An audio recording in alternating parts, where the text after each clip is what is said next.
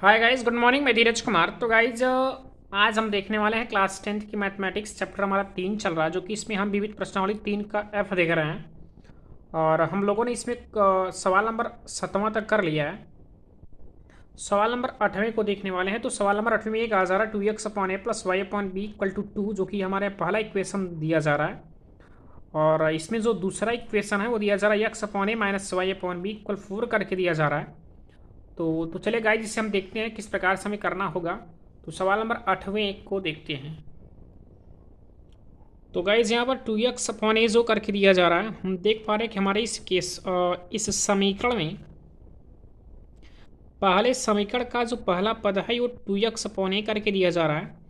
और दूसरे समीकरण का जो पहला पद है वो आपका x/a दिया जा रहा है। तो हमको देखने में ये मिल रहा है कि पहले और दूसरे समीकरण में एक कॉमन चीज़ मिल रहा है कि x/a यहाँ पर भी है, x/a यहाँ पर भी है। जो कि इसका यहाँ पर गुणांक 2 मिल रहा है और इसका गुणांक यहाँ पर कुछ नहीं है, तो आप एक यहाँ से मान सकते हैं। और हम ये देख पा रहे हैं कि x/a और x/a दोनों ही समीकरण में दिए जा रहे हैं। और इसके बाद यहाँ पर y/b और यहाँ पर भी y/b दिया जा रहा है। तो हम ये चीज़ करने वाले हैं कि अगर इस इक्वेशन को दो चर वाले रैखिक समीकरण में परिवर्तित करने के बाद यदि हल किया जाए तो ज़्यादा बेहतर होगा। तो इधर से हम इसे मान लेते हैं कि माना यदि x/a बराबर, अगर मैं यहाँ से x/a बराबर यहाँ से मैं कुछ मान सकता हूँ। मान लीजिए मैं यहाँ पर p माना गया, तो x/a इक्वल टू मैंने p मान लिया, तो x/a के स्थान पर मैं p पुट कर सकता हूँ। और y/b है तो y/b के स्थान पर मैं यहाँ से q मान लेता हूँ। तो इस प्रकार मानने के बाद हम इस समीकरण के अनुसार समीकरण को परिवर्तित करने वाले हैं। तो आप देख पा रहे हैं कि x/a का यहाँ पर गुणांक 2 है, तो पहले हम 2 लिख लेते हैं और इसके बाद x/a के स्थान पर p रखने वाले हैं। जो कि आप देख पा रहे हैं कि x/a के स्थान पर p रख सकते हैं, तो यहाँ पर p हो गया। और इसके बाद यहाँ प्लस है तो प्लस का चिन्ह आप लगा सकते हैं। और इसके बाद यहाँ पर y/b करके दिया जा रहा है, तो y/b के स्थान पर आप q लिख सकते हैं। तो यहाँ पर हमारा q हुआ और ये बराबर आपका 2 हो गया है, और इसे हम समीकरण नंबर 1 मान सकते हैं। और इसी प्रकार हम देख पा रहे हैं कि हमारे दूसरे वाले समीकरण को अगर हम परिवर्तित करना चाहते हैं, तो देखिए यहाँ पर x/a का गुणांक 1 है, तो यहाँ पर आप 1 लिख सकते हैं। अगर इच्छा है तो आप लिखिए और नहीं इच्छा है तो आप छोड़ भी सकते हैं, क्योंकि गुणांक आपका 1 हमेशा छुपा ही रहता है। x/a के स्थान पर मैं p रखने वाला हूँ, तो यहाँ पर p हुआ और इसके बाद यहाँ माइनस से माइनस कर लेते हैं। और y/b के स्थान पर आप q रख सकते हैं, तो यहाँ पर q रखा गया और बराबर यहाँ से आपका 4 दिया जा रहा, आप 4 कर सकते हैं। और ये आपका समीकरण नंबर 2 रहा।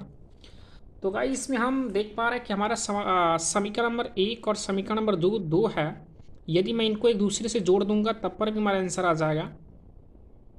और या तो मैं कर सकता हूँ कि अगर समीकरण 1 और 2 को घटा भी दे दूंगा तब पर भी हमको मिल सकता है। या फिर मैं विलोपन विधि से करना चाहूँ। विलोपन विधि का मेथड ये होता है कि हम किसी एक चर राशि के गुणांक को बराबर करते हैं। तो आप देख पा रहे हैं कि यहाँ पर q का गुणांक 1 है और यहाँ पर q का गुणांक 1 है, तो यहाँ पर इनके गुणांक तो समान है पर चिन्ह नहीं समान है, तो चिन्ह भी समान होना चाहिए। जैसे यहाँ पर यहाँ पर जो q लिखा जा रहा है इसका गुणांक +1 है, बट इसका गुणांक क्या -1, तो यहाँ पर भी आपका +1 होना चाहिए, तभी आपका हो सकता है। तो विलोपन विधि से हम करने वाले हैं। चलिए हम इसे q को बराबर करते हैं और हम p को बराबर कर लेते हैं। देख पा रहे हैं यहाँ p का गुणांक जो 2 है, हम 2 का गुणा इसमें करते हैं, और यहाँ पर जो p का गुणांक 1 है, 1 का गुणा हम इस वाले समीकरण में कर देते हैं। और करने पर हमको क्या मिल जाएगा, तो करने पर देखिए ध्यान से, अगर हम 1 का गुणा 2p में करेंगे तो हम यहाँ से दिखा सकते हैं 2p ही मिलेगा। और ये प्लस है, प्लस कर दीजिए। 1 का गुणा q में करेंगे तो हमें q ही मिलेगा, और ये बराबर आपका 2 1 का 2 होगा। और ऐसे ही यहाँ पर हम 2 का गुणा कर देंगे, तो हम 2 का गुणा अगर 1 में करेंगे, या कह सकते हैं 2 का गुणा p में करेंगे, तो हमें यहाँ से 2p मिल जाएगा। और इसके बाद यहाँ माइनस है तो आप माइनस कर सकते हैं। और 2 का गुणा q में करेंगे तो आपको 2q मिलेगा, और बराबर यहाँ से आपका 2 चौके 8, तो आप 8 कर सकते हैं।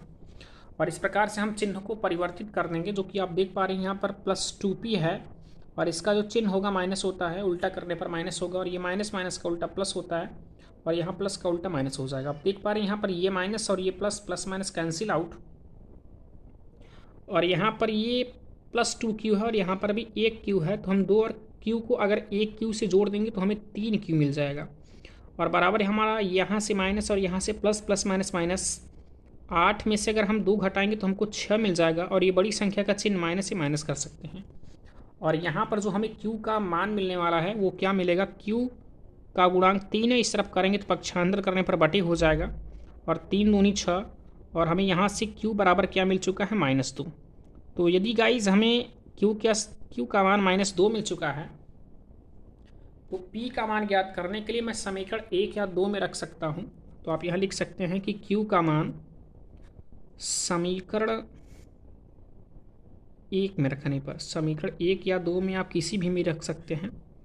तो मैं समीकरण नंबर इधर से 1 में रख रहा हूँ। तो समीकरण नंबर 1 है क्या, 2p + q और बराबर 2 करके दिया जा रहा है। तो हम यहाँ 2p और प्लस q के स्थान पर -2 रखने वाले हैं, तो यहाँ -2 हुआ और बराबर आपका यहाँ से 2 मिला। ये आपका 2p और ये -2 था, यदि इसको पक्षांतर करेंगे तो आपका +2 हो जाएगा। तो ये 2 पहले से था, ये -2 इस तरह पक्षांतर करने पर +2 मिला। और यहाँ पर इसके बाद मिल सकता है आपको क्या, 2p और 2 दूनी से आपको 4 मिला, और यहाँ से p का मान ज्ञात करेंगे तो 2 आपका गुणांक जो है वो बटे में हो जाएगा। तो 2 दूनी 4 इधर से मिल चुका है आपको, और यहाँ से p का मान आपको 2 मिल चुका है। तो गाइज हमें यहाँ पर जो p और q के पदों में मैंने तोड़ा था, तो यहाँ से हमें p और q का मान मिल चुका है। हमें यहाँ से इस समीकरण में x और y का मान ज्ञात करना है। और जैसा कि हम इधर से x/a बराबर मैं p मान चुका हूँ, तो यहाँ से p का मान रख करके मैं a का मान ज्ञात कर सकता हूँ। तो x/a बराबर p का मान हमको 2 मिल चुका है, बट 1 कर सकते हैं, और क्रॉस गुणा आप कर लेंगे, त्रियक गुणा।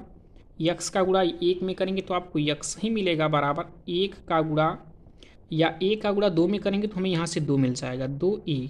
तो हमें यहाँ से x का मान मिल चुका है।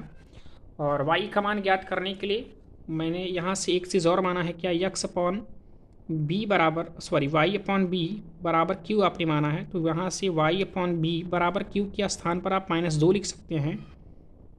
तो ये रहा आपका -2, और यहाँ से बटे 1 कर सकते हैं, इसका गुणा इसमें करेंगे तो आपको y मिलेगा, और b का गुणा -2 में करेंगे तो माइनस आपको 2 भी मिलेगा। तो यहाँ से हमको y का मान मिल चुका है -2b, जो कि गाइस बहुत ईजी क्वेश्चन था, और मैंने यहाँ से विलोपन विधि से